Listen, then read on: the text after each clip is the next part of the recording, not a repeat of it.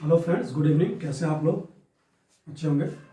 Previous lecture में देखा था हमने आपातकालीन उपबंध, इमरजेंसी प्रोविजंस, कॉन्स्टिट्यूशन के पार्ट 18 में आर्टिकल 352 से लेकर 360 तक। ठीक है। आज की जो हमारी क्लास है वो क्या है? संविधान का संशोधन, यानी संविधान में कब कब किस प्रक्रिया द्वारा संशोधन किया जा सकता है पार्लियामेंट द्वारा। इसका उपबंध कॉन्स्टिट्यूशन में किया गया है। आर्टिकल 368 सिर्फ एक आर्टिकल की बात की गई है और इसके लिए एक पार्ट किस भाग में है? पार्ट 20 पार्ट 20 में है। ठीक है। कॉन्स्टिट्यूशन में जो प्रोविजन है पार्ट 20 में है। ओके। और कॉन्स्टिट्यूशनल असेंबली द्वारा इसको कहाँ से अडॉप्ट किया गया? किस देश द्वारा? किस देश से? जर्मनी से तो आपात उपबंध था। यूएस। साउथ अफ्रीका से। ठीक है। तो संविधान में संशोधन करने का जो प्रोविजंस है, वो बंद है, उसको कहाँ से लिया गया? साउथ अफ्रीका से। ठीक है, दक्षिण अफ्रीका से। और इसके लिए सिर्फ एक आर्टिकल है, आर्टिकल 368। और इस 368 में कितने प्रकार के संविधान संशोधन की बात की गई है, कितने प्रकार से की जा सकती है, प्रक्रिया की बात की गई है। साधारण बहुमत द्वारा, विशेष बहुमत द्वारा और विशेष बहुमत प्लस आधे से अधिक राज्यों के विधानमंडलों द्वारा पारित साधारण विधेयक से, साधारण बहुमत से। ठीक है। तो आज क्लास में लोग देखेंगे कि कब कब किस किस मैटर में इन तीनों का अलग अलग संसद द्वारा क्या है, प्रयोग किया जाता है। ठीक है। तो सबसे पहले बात करेंगे आर्टिकल 368 की। ओके। तो संविधान में संशोधन की आवश्यकता क्यों पड़ी? इस प्रोविजन को क्यों रखा गया? क्योंकि क्या है, समाज में क्या है, समय के साथ, देश काल परिस्थिति के साथ क्या है, चेंजेस होते रहते हैं। और इन चेंजेस के अनुरूप ही क्या है, देश के नागरिकों को क्या, उनके जो अधिकार हैं कानूनन या मूल अधिकार संविधान द्वारा, या कोई भी पॉलिटिकल चेंजेस करने हैं निर्वाचन क्षेत्रों से लेकर सब में। ओके। सैलरी भत्ते, ये सब न्यायपालिका से रिलेटेड सारे जितने भी प्रोविजंस किए गए संविधान में, उसमें कुछ भी समय के अनुसार क्या है, चेंजेस करना हो तो क्या कर सकें, संविधान का संशोधन करके उसमें क्या है, चेंजेस कर सकें। ठीक है। तो बात करेंगे 368 की, संविधान संशोधन की।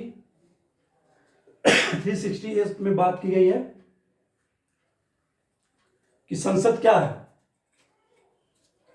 संसद इस संविधान के उपबंधों के अधीन रहते हुए, ठीक है, अपनी संविधायी शक्ति का, जो उसके कानून बनाने की जो शक्ति है, पावर्स है, शक्ति का इस अनुच्छेद के तहत, यानी 368 के अनुच्छेद के तहत या प्रक्रिया के अनुसार, जो प्रक्रिया दी गई है 3 अभी, उसके अनुसार क्या कर सकती है, संविधान के किसी भी भाग में चेंजेस कर सकती है। ठीक है। चेंजेस कर सकती है, यानी परिवर्तन या परिवर्धन कर सकती है। परिवर्धन मतलब ऐड या एडिशन कर सकती है, कुछ भी जिसकी जरूरत हो। ऐसा बहुत सारा कॉन्स्टिट्यूशनल अमेंडमेंट देखें हम लोग, 42, 46, 48, 44 में क्या है, बहुत सारे चेंजेस करके जोड़े गए थे। ओके। अभी हाल ही में जोड़ा गया आर्टिकल 338 क्या था, पिछड़े वर्गों से आयोग, उसको संविधान में जोड़ा गया, संवैधानिक दर्जा दिया गया। ठीक है। तो इस तरह का कोई भी क्या कर सकती है, चेंजेस कर सकती है या परिवर्तन कर सकती है, या किसी भी आर्टिकल में का निरसन कर सकती है, या रिपील कर सकती है, उसको हटा सकती है। जैसे संपत्ति का अधिकार हटाया गया मूल अधिकारों में से। ठीक है। 1951 में, तो ये उस पर बात करेंगे हम। तो इस तरह संविधान में क्या है, संसद संविधान के उपबंधों के अधीन रहते हुए अपनी संविधायी प्रक्रिया के तहत आर्टिकल 368 में दिए गए प्रावधानों के अनुसार क्या कर सकती है, संविधान के किसी विभाग में परिवर्धन और चेंजेस, एडिशन और निरसन कर सकती है। निरसन यानी रिपील, या उसको समाप्त कर सकती है। ठीक है, ये बात कही है किसमें, आर्टिकल 368 में। ओके, नेक्स्ट हम देखेंगे कि क्या प्रक्रिया है संविधान संशोधन से रिलेटेड। अगर कोई विधेयक लाया जाता है तो संविधान क्या संशोधन से संबंधित कोई विधेयक लाना हो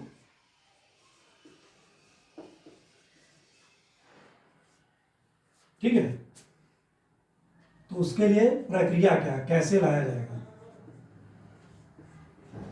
तो संविधान संशोधन से संबंधित कोई विधेयक लाना हो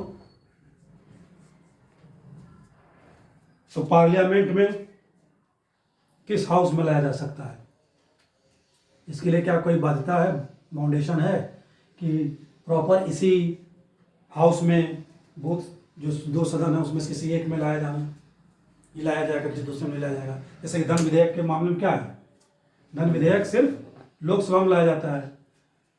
तो क्या संविधान संशोधन से रिलेटेड कोई विधेयक लाया है तो उसके लिए प्रोविजंस है कि सिर्फ लोकसभा में लाया जाएगा या राज्यसभा में लाया जाएगा, नहीं।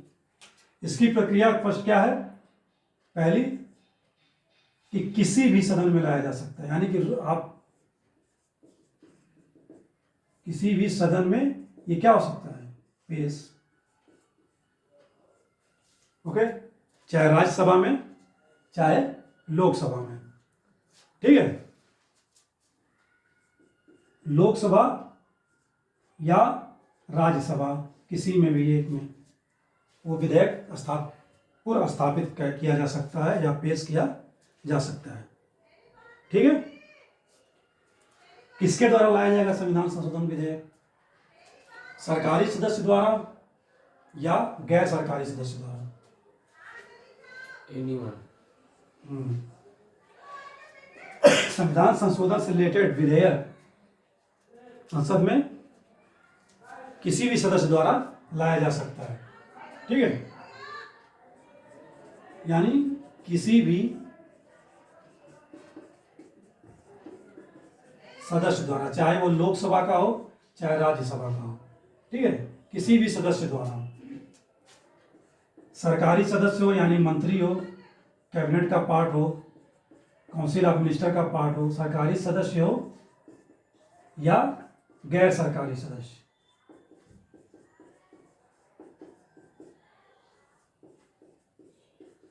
ठीक है, तो पार्लियामेंट के दोनों सदनों में से किसी भी सदस्य द्वारा क्या है, संविधान संशोधन से रिलेटेड विधेयक बिल्स पेश किया जा सकता है। वह काउंसिल ऑफ मिनिस्टर का भी सदस्य हो सकता है, मंत्री भी हो सकता है, या एक सदस्य भी हो सकता है। ठीक है, ओके। इसे लाने के लिए विधेयक को जब भी किसी सदस्य द्वारा लाया जाएगा तो राष्ट्रपति की क्या है, पूर्व अनुमति आवश्यक है या नहीं। संविधान संशोधन से रिलेटेड विधेयक को लाने के लिए राष्ट्रपति की क्या है, पूर्वानुमति नहीं। आवश्यक नहीं है।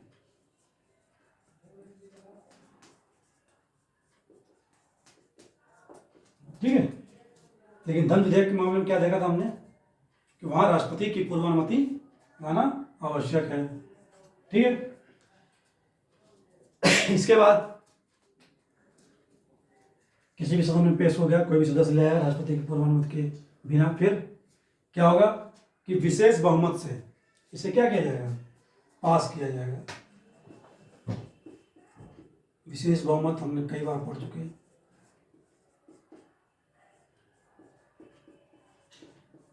विशेष बहुमत से पास, ठीक है। प्रत्येक सदन से, दोनों सदनों से क्या है, पास होना चाहिए ये, प्रत्येक सदन से, बोथ हाउस में, ठीक है, लोकसभा और राज्यसभा प्रत्येक सदन से। ओके, तो क्या होता है विशेष बहुमत? कि सदन की कुल सदस्य संख्या का बहुमत हो, ठीक है। 550 है, 550 का बहुमत कितना हो जाएगा? 275, 80, ठीक है। राज्यसभा में 250 है तो 125 या 130, ये इतने सदस्य तो होने चाहिए, और प्लस जितने सदस्य उपस्थित हैं और क्या मतदान प्रक्रिया में भाग ले रहे हैं, उनके 2/3 सदस्य क्या हों, उनके द्वारा यह संकल्प जो लाया जाएगा विशेष बहुमत विधेयक का, संविधान संशोधन विधेयक का, वो क्या होना चाहिए, समर्थन होना आवश्यक है, ठीक है। तो सदन का कुल बहुमत प्लस उपस्थित और मतदान करने वाले सदस्यों का 2/3 सदस्यों द्वारा क्या अनुसमर्थन होना क्या है, आवश्यक है। इसके बाद पास होने के बाद क्या है,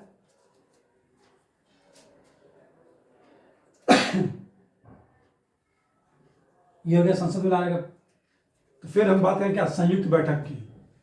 तो संयुक्त बैठक में संविधान संशोधन विधेयक का प्रावधान है, या संयुक्त बैठक का प्रयोजन किया गया है संविधान संशोधन से रिलेटेड विधेयक के लिए। तो संविधान संशोधन से रिलेटेड विधेयक के लिए संयुक्त बैठक का प्रावधान नहीं है, ठीक है। लेकिन धन विधेयक के मैटर में हमने देखा था क्या, संयुक्त बैठक है धन विधेयक में भी नहीं, धन विधेयक में भी नहीं है और संयुक्त बैठक में भी नहीं है, ठीक है। तो संयुक्त बैठक का प्रावधान संविधान संशोधन विधेयक से रिलेटेड नहीं, कोई प्रोविजंस नहीं किया गया कि संयुक्त बैठक बुलाकर क्या है इसको पास कर दिया जाएगा, ठीक है। जब यहाँ बात ही कर दी गई क्या कि प्रत्येक सदन से क्या होना चाहिए, विशेष बहुमत से पारित होना चाहिए, तो संयुक्त बैठक का ऑप्शन ही नहीं है, समाप्त, ऐसा कॉमन सेंस लगाया जा सकता है, ठीक है। पांचवा, अगर संविधान संशोधन विधेयक किसी संघीय व्यवस्था से संबंधित है, उसके चेंजेस करने, संशोधन से रिलेटेड है, तो ऐसे केसेस में क्या होगा, ये विशेष बहुमत तो होगा संसद का, प्लस आधे से जो अधिक राज्य हैं उनके विधानमंडलों द्वारा क्या है, सामान्य बहुमत से पारित होना चाहिए। सामान्य बहुमत यानी उपस्थित और मतदान करने वाले सदस्यों के बहुमत से है, ठीक है। विशेष बहुमत तो होगा इस संसद में संघीय ढांचा या संघीय व्यवस्था से रिलेटेड हो, जैसे राष्ट्रपति निर्वाचन क्या है, उसके में कुछ चेंजेस करना तो क्या है, संघीय व्यवस्था का पार्ट है। सुप्रीम कोर्ट, हाई कोर्ट क्या है, संघीय व्यवस्था से हैं, रिलेटेड हैं।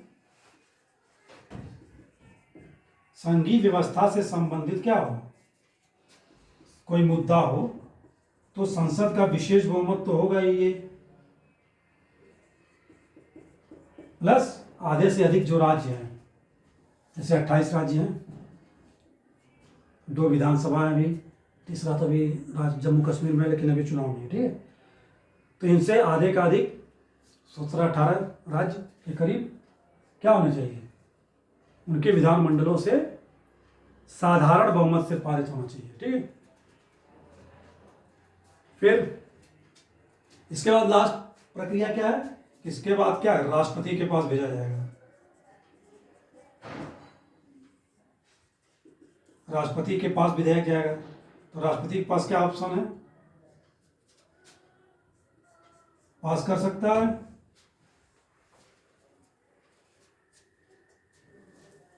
अपने पास क्या है, रख सकता है, नहीं, ठीक है, अपने पास रख नहीं सकता, ठीक है, अपने पास रख नहीं सकता, और न ही क्या है, पुनर्विचार हेतु पार्लियामेंट को क्या है, भेज सकता है। ओके, संविधान संशोधन में ये बाध्यता है, धन विधेयक में भी यही बाध्यता थी। ठीक है, तो ये प्रक्रिया पूरी होने के बाद राष्ट्रपति के पास भेजी जाएगी। राष्ट्रपति क्या करेगा, उस पर उसकी अनुमति क्या है, सहमति अनिवार्य है। पहले ऐसा नहीं था, पहले वो क्या है, पास रख सकता था, अपना विचार भेज सकता था, लेकिन इसको कब ऑब्लिगेटरी बनाया गया, 24th कॉन्स्टिट्यूशनल अमेंडमेंट एक्ट 1971। ठीक है, 24वें संविधान संशोधन अधिनियम 1971 द्वारा क्या है, राष्ट्रपति के लिए ये बाध्यकारी कर दिया गया। ओके,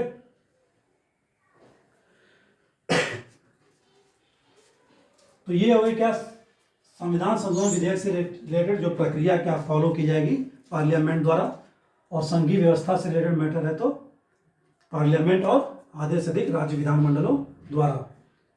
जब राष्ट्रपति पास कर देगा तो क्या वही अधिनियम बन जाएगा, और कॉन्स्टिट्यूशन में क्या है वह ऐड हो जाएगा, या चेंजेस होंगे जो चेंजेस से रिलेटेड होगा, या कोई संविधान संशोधन से रिलेटेड हटाना हो, निश्चय करना हो तो वो भी हट जाएगा। ठीक है, ये सारी तीनों प्रक्रियाएं क्या है, फुलफिल हो जाएगी। ओके, नेक्स्ट अब बात करेंगे हम क्या, कि कितने प्रकार का संविधान संशोधन प्रक्रिया है। ठीक है, प्रकारों की बात करेंगे, तो कितने प्रकार से संविधान संशोधन किया जा सकता है, कितने प्रकार से किया जा सकता है, 3 टाइप्स, 3 प्रकार से संशोधन किया जा सकता है। ठीक है, पहला साधारण बहुमत द्वारा, पार्लियामेंट अपने साधारण बहुमत यानी सदन में उपस्थित कुल सदस्य और मतदान करने वाले सदस्यों की संख्या से रिलेटेड है। सेकंड, विशेष बहुमत द्वारा,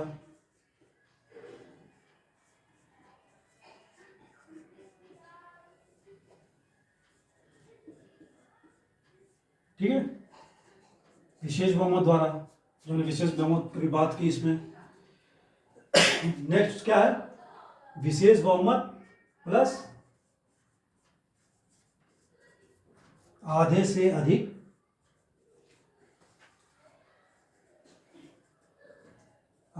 अधिक राज्यों के विधानमंडल या विधानमंडल द्वारा साधारण बहुमत से पारित। ठीक है, ये 3 प्रकार की संविधान संशोधन से रिलेटेड क्या है, बहुमत मेजॉरिटी है पार्लियामेंट की। ओके, तो विशेष बहुमत हमने देख लिया, साधारण बहुमत की बात करेंगे हम कि साधारण बहुमत किन किन मुद्दों पर साधारण बहुमत से पार्लियामेंट क्या है, किसी संविधान संशोधन विधेयक में को क्या है, संसद से पारित कर सकती है, संशोधन संविधान में कर सकती है। जैसे साधारण बहुमत में जैसे नए राज्यों का प्रवेश करना हो, एंट्री देनी हो, या नए राज्यों का गठन करने से रिलेटेड कोई क्या संविधान संशोधन विधेयक हो, संविधान में संशोधन करना हो। ठीक है, नए राज्यों का या राज्यों के क्या क्षेत्र में बदलाव करना हो, नाम में परिवर्तन करना हो। ठीक है, 2 या 2 से अधिक राज्यों को मिला के एक राज्य बनाना हो, या एक राज्य को तोड़कर क्या है 2 राज्यों में संबंध बनाना हो, बनाने से रिलेटेड कोई विधेयक हो, उसमें संशोधन करना हो तो साधारण बहुमत द्वारा किया जा सकता है। और Vidhan Parishad, state legislature council के निर्माण से संबंधित कोई विधेयक हो, या उसकी समाप्ति से संबंधित कोई विधेयक में संशोधन करना हो, ठीक है, तो भी साधारण बहुमत द्वारा होगा। ओके, दूसरी अनुसूची जो वेतन भत्तों की बात की गई, राष्ट्रपति, उपराष्ट्रपति, लोकसभा अध्यक्ष, ठीक है,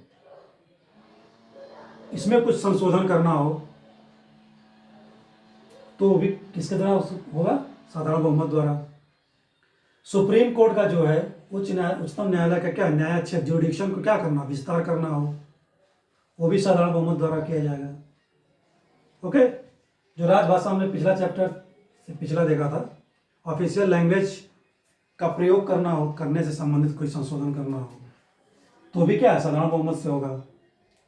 और सिटीजनशिप से रिलेटेड कोई संविधान संशोधन करना हो, ओके, संसद सदस्यों के वेतन भत्ते करने हो संबंधित हो, संसद और लोकसभा चुनाव से संबंधित क्या है, संसद और विधानमंडलों के निर्वाचन से संबंधित कोई विधेयक हो उसमें संशोधन करना हो, निर्वाचन में संशोधन करना हो, ठीक है, निर्वाचित क्षेत्रों का पुनर्निर्धारण करना हो तब भी साधारण बहुमत द्वारा होगा। ऐसे क्या है, बहुत सारे मुद्दे हैं, जैसे केंद्र शासित प्रदेशों रिलेटेड मुद्दे हैं, संसद सदस्यों वेतन भत्ते हो गए, ठीक है, संसद का कोरम जो 1/10 है उसमें चेंज करना हो, मान लीजिए 1/20 करना हो, संविधान में 1/10 की बात की गई है लेकिन 1/20 करना हो, उससे रिलेटेड क्या विधेयक मामला हो तो संसद की साधारण बहुमत द्वारा क्या है, ऑर्डिनरी मेजर द्वारा ये सारे विधेयक जो हमने अभी बात की क्या है, संसद द्वारा पारित किए जाते हैं, ठीक है। विशेष बहुमत में मेनली दो हैं, फंडामेंटल राइट्स और डीपीएसपी। फर्स्ट, मूल अधिकार,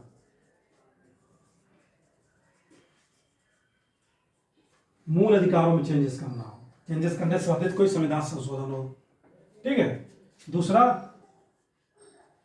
DPSP, directive principle of state policy, राज्य के नीति निर्देशक तत्वों से संबंधित क्या हो, मुद्दे हो, उसमें संविधान संशोधन करना हो तो विशेष बहुमत द्वारा ही किया जाता है, ठीक है। और वे मुद्दे आते हैं तीसरे इसमें जो क्या है, जो साधारण बहुमत द्वारा न होते हो, और थर्ड पॉइंट, विशेष बहुमत और आधे राज्यों से न होते हो, उससे अलग कोई मुद्दा है तो वो भी क्या है, विशेष बहुमत द्वारा ही, पार्लियामेंट द्वारा संशोधन करके संविधान में क्या है, संशोधन किया जाता है। तो मेनली विशेष बहुमत की बात है फंडामेंटल राइट्स और डीपीएसपी की, directive principle of state policy की, ठीक है। नेक्स्ट, आधे से अधिक राज्यों की विशेष बहुमत पार्लियामेंट का और आधे से अधिक राज्यों द्वारा साधारण बहुमत से।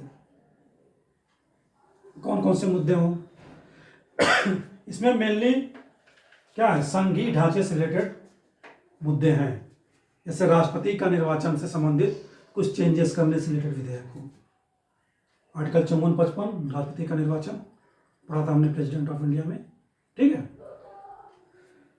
संघ व राज्य की क्या हो, कार्यपालिका की शक्तियों में संशोधन करना हो, कोई क्या हो, एग्जीक्यूटिव जो है, कार्यपालिका यूनियन की या स्टेट्स की, कोई पावर्स उनमें क्या करना हो, ज़्यादा निहित करना, मतलब देना हो, इम्प्लिसिट करना हो या कम करना हो, उससे रिलेटेड कोई विधेयक है तो किसमें आएगा, थर्ड वाले में, विशेष बहुमत आधे से अधिक राज्यों में, ओके। सुप्रीम कोर्ट या हाई कोर्ट से रिलेटेड कोई मैटर हो, मामला हो, ओके, उसमें संशोधन करना हो सुप्रीम कोर्ट और हाई कोर्ट से। फोर्थ अनुसूची में क्या है, राज्यसभा में राज्यों का क्या प्रतिनिधित्व की बात है, ये भी संघीय मैटर से रिलेटेड है, ठीक है। उसमें इसमें संशोधन करना हो तो किसमें आएगा, थर्ड वाले में।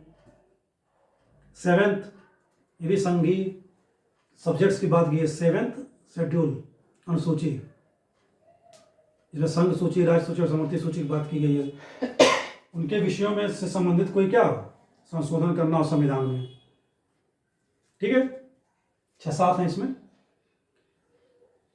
केंद्र व जो राज्य की विधायी लेजिस्लेटिव संबंध है, केंद्र व राज्य के बीच जो संबंध है लेजिस्लेटिव के मैटर में, विधायी संबंध के मैटर में, उसमें संशोधन करना हो, ठीक है। कुछ जगह क्या है, संघ राज्यों के विषय पर क्या है, कानून बनाती है, आर्टिकल 250 के तहत आपातकाल लगता है, या राज्यसभा क्या करे, अपना पास करके विशेष बहुमत से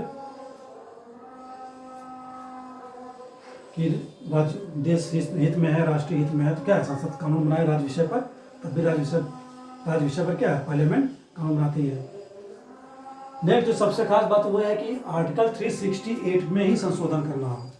जैसे हमने यहाँ बात की थी, संसद की जो शक्ति चेंज करने की, संशोधन करने की जो शक्ति है, ठीक है, और इसके लिए जो प्रक्रिया बताई गई है ये, ठीक है, इनमें अगर कोई संशोधन करना हो, ठीक है, तो आर्टिकल 368 में भी क्या है, तीसरी टाइप का जो, थर्ड टाइप का जो प्रोविजंस है, इसके तहत ही क्या है, संशोधन या अमेंडमेंट किया जा सकता है। ठीक है, ये हो गया हमारा संविधान संशोधन से रिलेटेड प्रक्रिया और प्रकार। ठीक है, नेक्स्ट लास्ट पॉइंट देखेंगे हम लोग कि मूल अधिकारों में क्या क्या संशोधन अब तक किए गए हैं। ओके, तो मूल अधिकारों में संशोधन से बात करेंगे हम किसकी,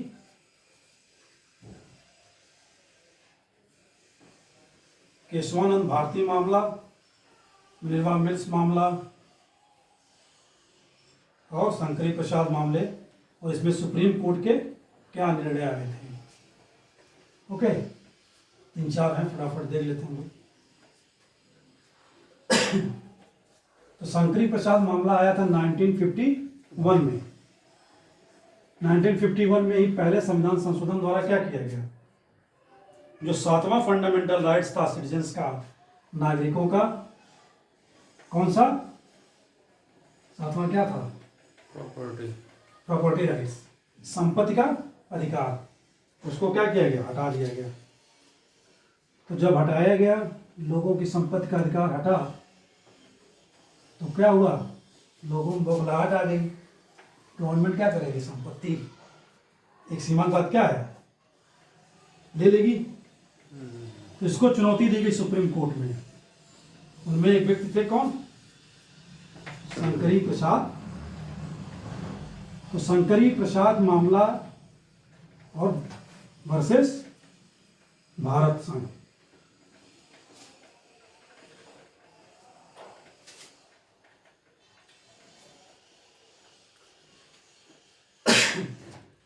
तो पहला क्या, मूल अधिकारों से संबंधित विधेयक की बात करेंगे हम लोग।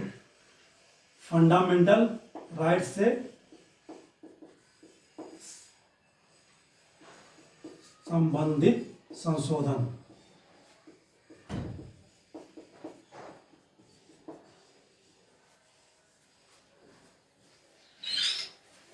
ठीक है, इसमें सबसे पहले बात करेंगे किसकी, शंकरी प्रसाद। शंकरी प्रसाद मामला कब आया था, 1951 में। ठीक है, तो शंकरी प्रसाद मामला हमने अभी देखा है, 1951 में आया। संसद द्वारा क्या किया गया, पार्लियामेंट द्वारा जो फंडामेंटल राइट दिया गया, 7वां फंडामेंटल राइट्स, 7th या फार संपत्ति का अधिकार।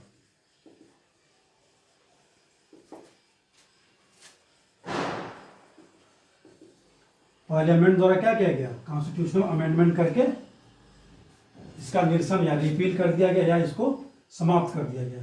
किस संविधान संशोधन द्वारा, प्रथम, ये सबसे पहला प्रथम संविधान संशोधन अधिनियम 1951 द्वारा। ठीक है, इसको चुनौती दी गई सुप्रीम कोर्ट में।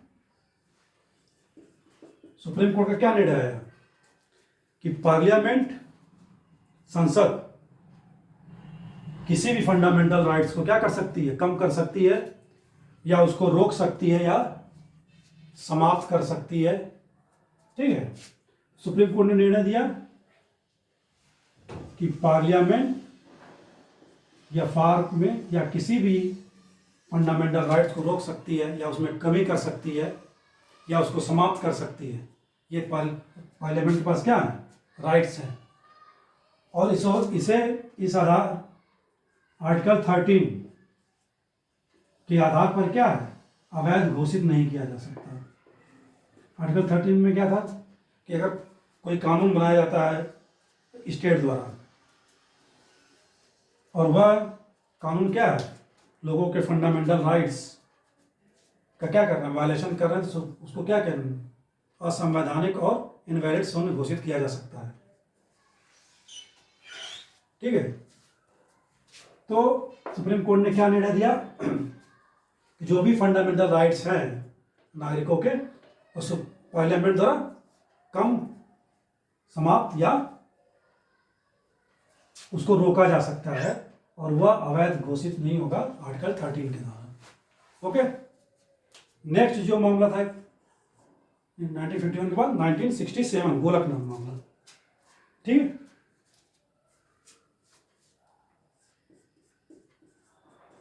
गोलकनाथ मामला।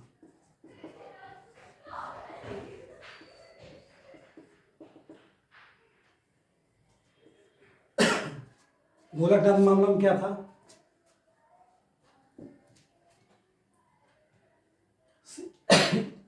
उन्नीस सौ सड़सठ। ठीक है, तो 1956 में 7वां संविधान संशोधन लाया गया था पार्लियामेंट द्वारा, 7 कॉन्स्टिट्यूशनल अमेंडमेंट एक्ट 1956।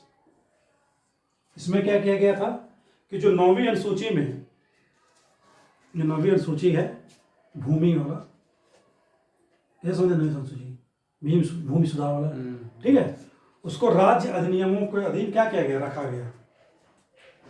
ठीक है, तो 9वीं अनुसूची में जो सब्जेक्ट्स हैं भूमि से रिलेटेड, उसको राज्य अनुसूची में क्या किया गया,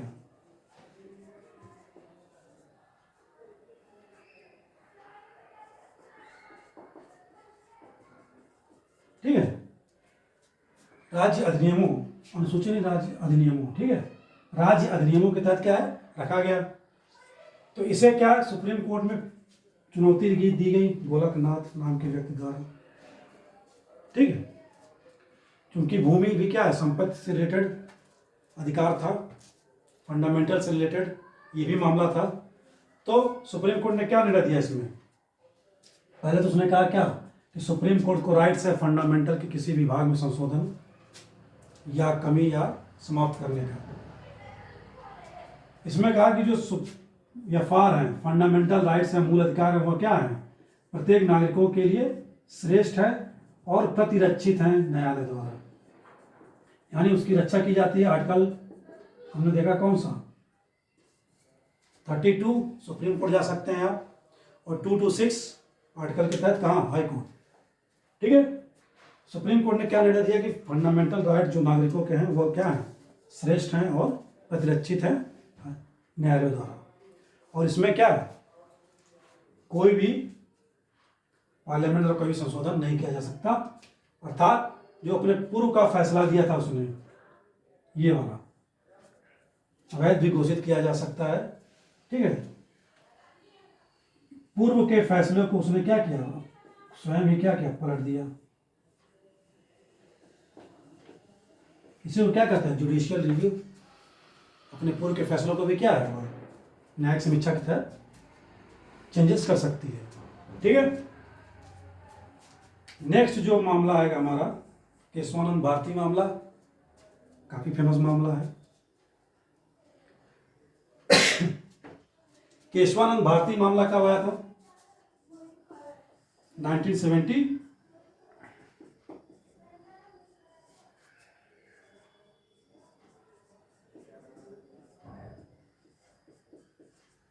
केशवानंद भारती मामला 1973 में, ये भी फंडामेंटल राइट से संबंधित है। ठीक है, संविधान के संशोधन से रिलेटेड संबंधित है ये। ठीक है, कि संशोधन क्या पार्लियामेंट द्वारा क्या है, संविधान में संशोधन किसी विभाग में किया जा सकता है।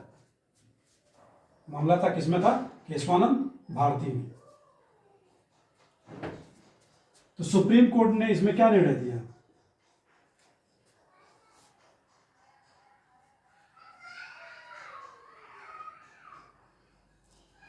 फिर सुप्रीम कोर्ट ने क्या किया कि हाँ चेंजेस किया जा सकता है, यानी जो अपना ये फैसला दिया था उसने क्या, गोलकनाथ मामले में कि उसको अवैध घोषित किया जा सकता है, फंडामेंटल राइट संसद क्या है, चेंजेस नहीं कर सकती। फिर अपने ही फैसले को क्या किया गया, पूर्व फैसले को पलटा।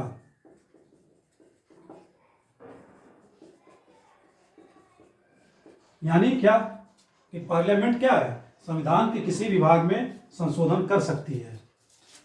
संसद क्या कर सकती है, संशोधन। लेकिन जो संविधान का मूल ढांचा है, जो प्रोविजंस किए गए हैं, जैसे न्यायपालिका का रिलेटेड ले लें हम, सुप्रीम कोर्ट का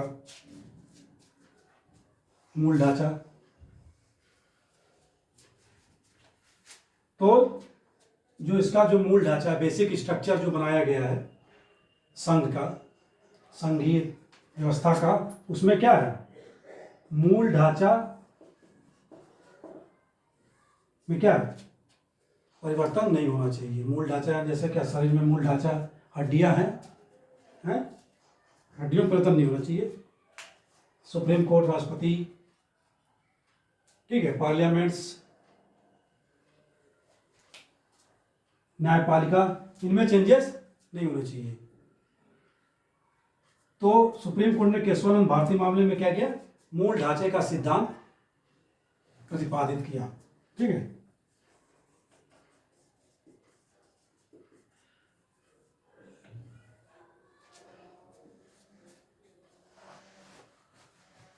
ये हुआ केशवानंद भारती मामला 1973 में। लास्ट हम बात करेंगे इसकी, मिनर्वा मिल्स मामला। कब आया था मिनर्वा मिल्स मामला? 89। 80 में होगा।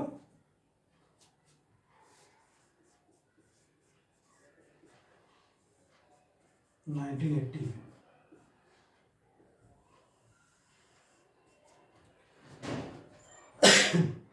मिनर्वा मिल्स मामले में क्या की बात की गई थी कि क्या मूल ढांचे की जो सिद्धांत प्रतिपादित किया गया है उस सुप्रीम कोर्ट द्वारा, उसको न्यायिक समीक्षा से बाहर रखा जा सकता है या नहीं।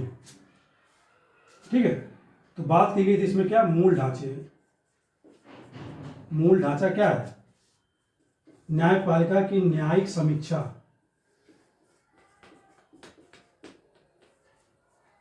न्यायिक समीक्षा के अंतर्गत आता है या न्यायिक समीक्षा से बाहर है। ठीक है,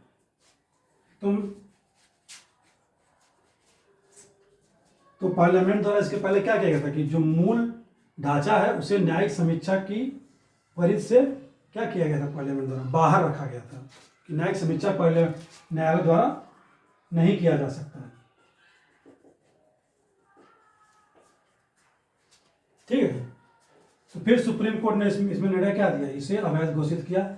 न्यायिक समीक्षा क्या बताया कि सुप्रीम कोर्ट द्वारा मूल ढांचे का या हाईकोर्ट द्वारा क्या है, न्यायिक समीक्षा की जा सकती है।